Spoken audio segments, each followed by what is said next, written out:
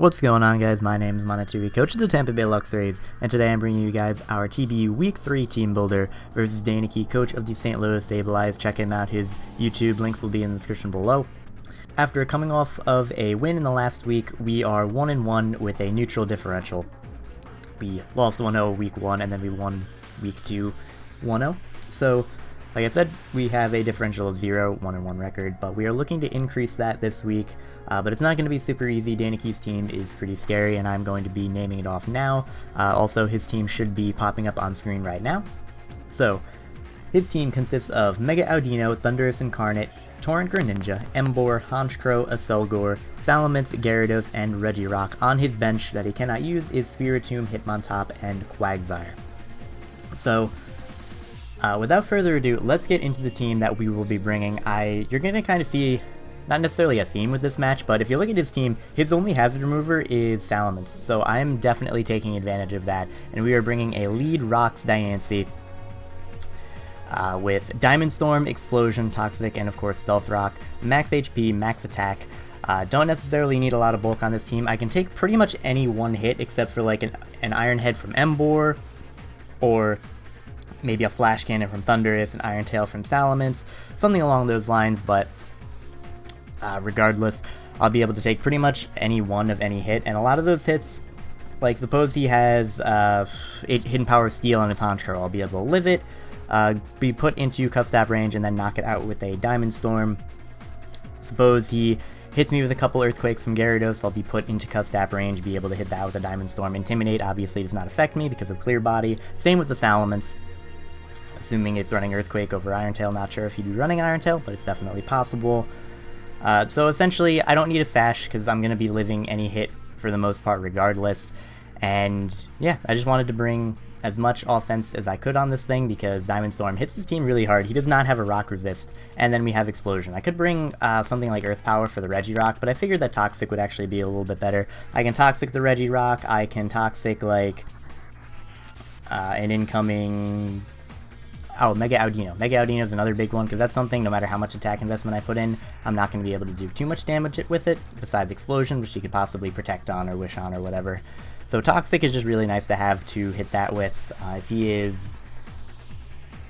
has Heal Bell, I'll force him to go for it at some point, and he only has 8 of them, so I can potentially stall him out of those.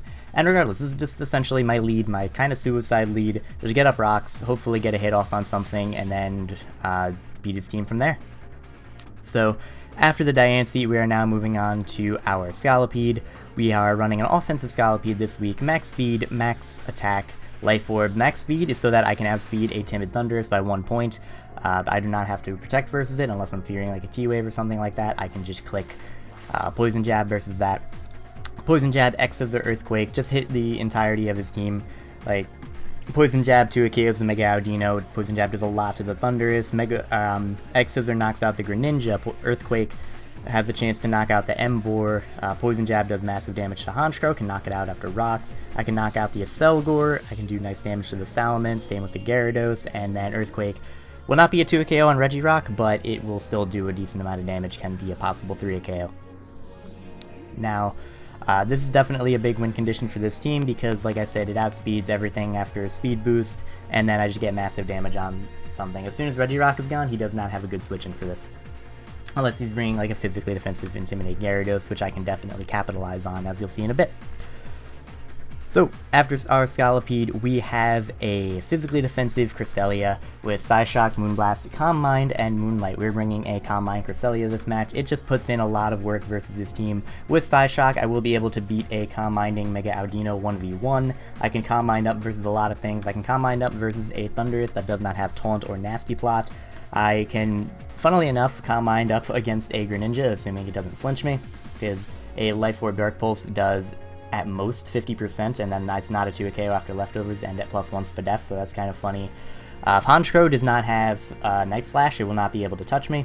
I mean, it obviously can have Sucker Punch, but I can Moonlight on its Sucker Punches and then take a hit afterwards and then fire off a Moonblast, but even then I can take a Night Slash, hit it with a Moonblast. A Selgor I can take hits from relatively well. Gotta be careful of that, being offensive with Bug Buzz or just having Encore to lock me into a setup move, but still very good against his team. Salamence cannot kill me. unless he is at +3 with a Life Orb with Outrage, which is ridiculous because Cresselia is absolutely fat. And then I can set up on a Gyarados that does not have Taunt. Though the Gyarados is definitely something I need to weaken a bit because it can set up DDs and it's relatively bulky, so +2 Psyshock is a 2 KO, but regular Psyshock is obviously not, so it can kind of set up and scare me a little bit. And then I set up all over the Regirock. So that is Cresselia. Good switch into a good amount of things, can deal with his team very well, and given the right circumstances, I can just set up and win. So yeah, that is Cresselia. Next up, we are moving on to our Stealth Rocker. I did want to, well, no, not our Stealth Rocker, I'm sorry. I wanted to bring actually both of our Rockers, but obviously I'm only running Rocks on Diancie, is more of an offensive suicide lead type thing. This is going to be our Gligar. This has Earthquake, U-Turn, Taunt, and Roost. With U-Turn, I can get myself out of situations that I don't want to be in, like suppose Salamence is in and I think he's going to start setting up, I can U-Turn out into something like my Diancie, or U-Turn out into my Blastoise, or my Cresselia. Suppose he is in with something like his Honchkrow, I can U-turn out versus that, go into something like one of the things mentioned before. This is a very nice bulky pivot to his team. Taunt is so that I can shut down the Mega Audino. I can also taunt the Regirock, stop it from getting rocks up. I can taunt I could possibly even taunt the Salamence, allow it to only get up 1 DD, and then U-turn out, take a hit and U-turn out.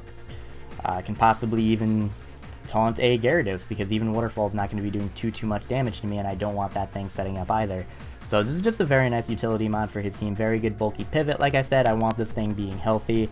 If Thunderous Eye, for whatever reason, does not have HP Ice, then it can kind of switch into that, though it'll probably beat me 1v1 because I don't have super effective coverage for it. U-turn's not going to be doing anything to it. But yeah, this is a very good bulky pivot for his team, and I'm hoping to get some good use out of this, because it's going to put in work, I feel. Also, a great switch into the Regirock. Ice Punch does not even 2 KO me, which is very nice. Now, moving on to the next mon on the team, we have our Mega Blastoise. We are bringing a physically defensive Mega Blastoise with Scald, Ice Beam, Hidden Power, Electric, and Rapid Spin. Scald, this is a very nice move for his team. He doesn't have great Scald switch-ins. Nothing on his team likes being burnt. Ice Beam is very nice because I hit the Thunderous Incarnate super effectively, I hit the Honchkrow super effectively, I hit the Salamence super effectively. I knock out all of those things after rocks. The Salamence I straight up OHKO.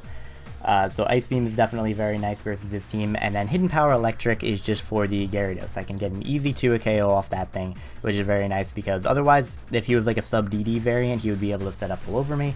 But with Hidden Power Electric, I will be able to easily 2 KO that thing, and with physical defense investment, nothing on his team is going to be able to take me on very well. This is a great switch into things like the Regirock. I can switch in on rocks and spin them away immediately, or I can just fire off a Scald. I can switch in on the Gyarados, hit that with a Hidden Power Electric. I can switch in, not switch in on the Honchkrow, but I can deal with the Honchkrow, like I live a +1 Brave Bird and can knock it out with the Ice Beam. +1 in case he gets up a Moxie Boost, worst case scenario. I can deal with the Emboar relatively well. I'm not 2 KO'd by anything, bar like a Life Orb Wild Charge or something like that. I can't really deal with the Thunder super well, but that is a problem to my team regardless, so I gotta be careful of that anyway. And then Mega Audino, I can eventually Skull Burn, hopefully. And like I said, I have other responses to Mega Audino anyway, being Taunt Gligar, Offensive Scolipede, Calm Mind, Cresselia, can get up rocks versus it with Diancie. So that's not the biggest threat to my team, but this is just a very nice bulky mon for his team. Like I said, kind of similarly to last week versus Skyrander. Even though I'm not running special attack investment, this is a very big offensive threat to his team. Like, bar the Mega Audino, I 2 KO everything on his team. 2 KO or OHKO everything on his team, and I have 0 special attack investment. This is a great mon to have for his team. Also, Rapid Spin, very important, because with having things like Scolipede and Kyurem Black, I want to keep rocks off my side of the field, especially because a lot of these things don't have recovery. Like, I'm running no recovery on Kyurem, I'm running Eviolite on Gligar, so the only thing that can kind of happily deal with rocks is Cresselia, and even then it doesn't really want to be taking that damage every time it switches in, so Rapid Spin's definitely big for this game. Hazards are also hopefully not going to be too big of an issue because his only Stealth Rocker is Regirock, and I get a free switch into Blastoise every time on that thing, so I'm not fearing rocks too much. I feel like I'll have an easy time dealing with them, but that still doesn't mean that I can't bring Rapid Spin. I do want to bring it so that I can keep hazards off for my offensive threats. Now, moving on to the last mon on our team, we have Kyurem Black. an Expert Belt Kieran Black with Ice Beam, Fusion Bolt, Iron Head, and Earth Power. Pretty much all physically oriented with Earth Power and Ice Beam. That is just because the physical attack is a little bit more important. Max attack, Iron Head with the Expert Belt will be able to 2 KO any form of Mega Audino, which is very nice, I believe. Guaranteed after rocks. I believe without rocks it's a roll, but with rocks it is guaranteed to a KO. Ice Beam knocks out the Thunderous and Salamence anyway, so I don't really need special attack investment for that. And then Earth Power is mainly just for the Emboar. I can't knock it out in one hit, but I have a decent chance to knock it out after rocks, and with a little bit more damage, I will be able to knock it out with the Earth Power anyway. And then for the Regirock's Spadef is worse than its physical defense, so I believe Earth Power will even do more than Iron Head, depending on his investment. So it's just a good neutral move to throw on there. I was originally going to run Roost, but I didn't really need it. I wanted the Earth Power just because I didn't want to be caught in a spot where Emboar can beat me 1v1. So that is why we have Earth Power. This is an enormous threat to his team. He has absolutely no switch into it. His team, outside of, well, it's not necessarily slow, but it takes hits from his fast offensive things. Like I take any hit from Greninja, I can take any hit bar Focus Blast from the Thunderous Eye, I can take a hit from the Acelgor bar Focus Blast, offensive Focus Blast, like I said. But this is just a huge threat to his team. Like, he has no switch-ins to it. I get a free switch-in on a lot of different things, and I'm expecting this to put in a lot of work, because Kieran Black's pretty scary. It's very scary, and I'm very happy to have it, but regardless, thank you guys very much for watching. I hope you guys enjoyed, and I hope you stay tuned for the match against Danekii that will be going up tomorrow. So, like I said, hope you're looking forward to that, and have a nice day.